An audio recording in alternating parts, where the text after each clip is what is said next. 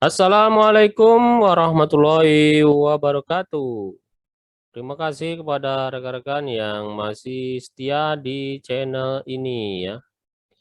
Pada kesempatan kali ini kita akan berbagi informasi mengenai salah satu bagian penting di dalam membangun jaringan IoT.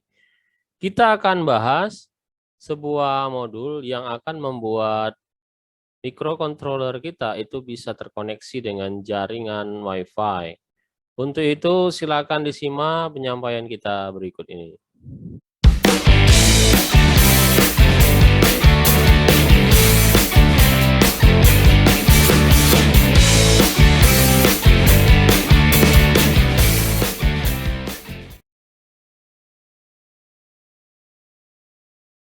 Adapun yang akan kita bahas pada kesempatan kali ini ya, adalah sebuah modul seperti yang kita sampaikan di depan video tadi, yaitu kita akan bahas modul yang disebut dengan ESP8266.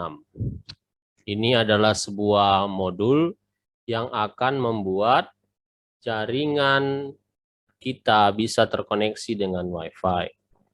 Bisa dilihat di sini ya, kita memiliki dua buah gambar contoh untuk menunjukkan kepada rekan-rekan mengenai bagaimana bentuk daripada ESP8266 ini. Modul yang kita lihat di gambar ini memiliki bagian-bagian yang nantinya akan kita terangkan ya, bagaimana caranya dia bisa terkoneksi dengan jaringan Wi-Fi. Untuk diketahui bersama bahwa dengan adanya ESP8266, sebuah mikrokontroler yang awalnya tidak bisa terkoneksi dengan jaringan Wi-Fi itu nanti akan bisa terkoneksi. Kemudian dia memiliki kemampuan untuk berfungsi sebagai klien, artinya terkoneksi dengan sebuah access point ya, atau juga menjadi station, artinya bagian yang bisa mengumpulkan koneksi dari beberapa jaringan-jaringan Wi-Fi di sekitarnya. Oke, nah jenis daripada ESP8266 itu sangat banyak sekali ya, seperti yang kita contohkan di gambar ini. Ada beberapa jenis ESP keluarga daripada ESP8266 ya. Ada ESP01, kemudian ESP02 dan seterusnya. Dan sebenarnya masih banyak lagi rekan-rekan ya jenis daripada ESP atau keluarga daripada ESP8266 ini.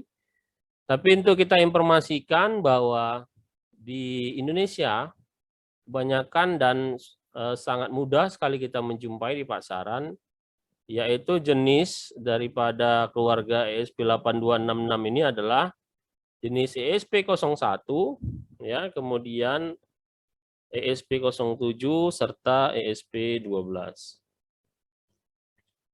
Nah, ini adalah gambar bagaimana ESP8266 itu bisa membantu sebuah Arduino Uno ya. Contohnya bisa kita lihat di sini.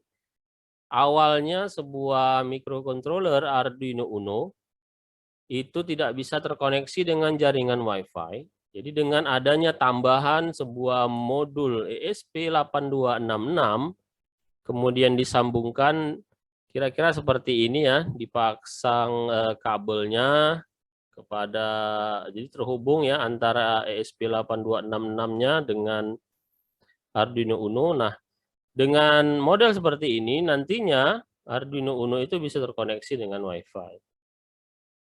Nah, kemudian bisa kita lihat di sini yaitu pin out atau kaki-kaki atau pin daripada ESP8266 ya. Kita akan coba menerangkan sedikit kepada rekan-rekan bagian-bagiannya. Yang pertama adalah antena.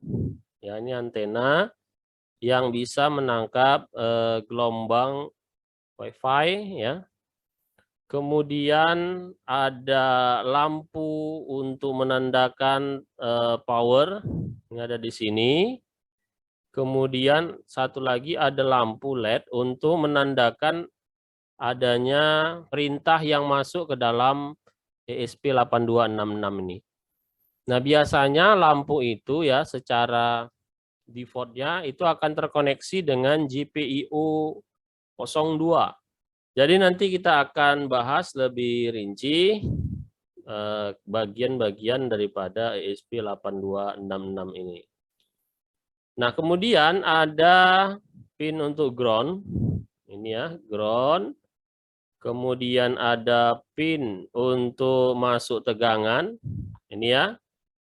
Kemudian kita informasikan tegangan yang masuk dan bisa diterima oleh ESP8266 ini adalah tegangan DC dengan besar tegangan adalah sekitar 3,3 volt.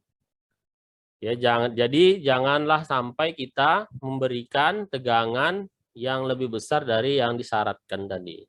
Karena bisa menyebabkan adanya kerusakan atau korsleting terhadap alat kita ini. Kemudian pin untuk input output artinya masuk perintah dan keluarnya perintah kepada ESP8266 itu, nah pinnya disebut dengan GPIO.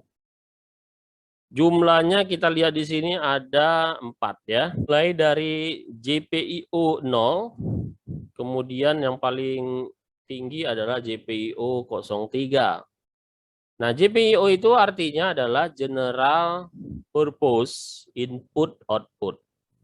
Ya, artinya sekali lagi adalah tempat masuknya data serta tempat untuk keluaran data atau keluar daripada hasil proses yang dikerjakan oleh alat kita ini ya.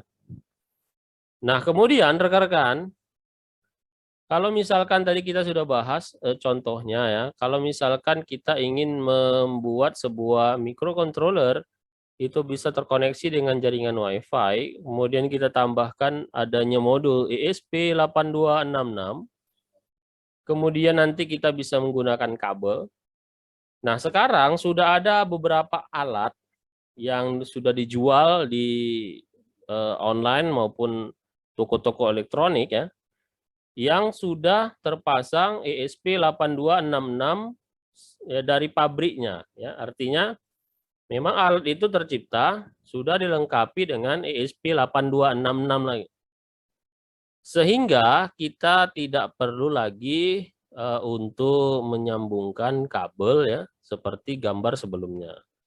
Nah, beberapa contoh alat-alat yang sudah dilengkapi dengan ESP8266 dan pastinya akan membuat pekerjaan kita untuk merancang IoT serta robotik ini menjadi lebih mudah ya.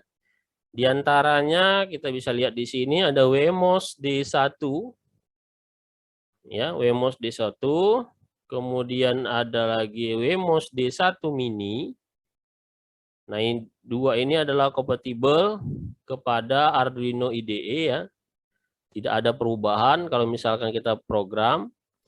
Nah, satu lagi adalah Node MCU. Nah, Node MCU modelnya seperti ini, bisa kita lihat dia sudah dilengkapi dari pabriknya, yaitu modul ESP8266. Dengan adanya pembuatan alat seperti ini, pastinya kita untuk membuat proyek-proyek IoT serta robotik itu menjadi lebih mudah. Mungkin itu dulu rekan-rekan sekalian pengenalan kita terhadap ESP8266 ya beserta fungsinya. Mudah-mudahan apa yang kita sampaikan ini bermanfaat dan bisa memberikan informasi kepada rekan-rekan semua mengenai perkembangan daripada IoT serta robotik. Dan kita akhiri, billahi taufik wal hidayah. Assalamualaikum warahmatullahi wabarakatuh.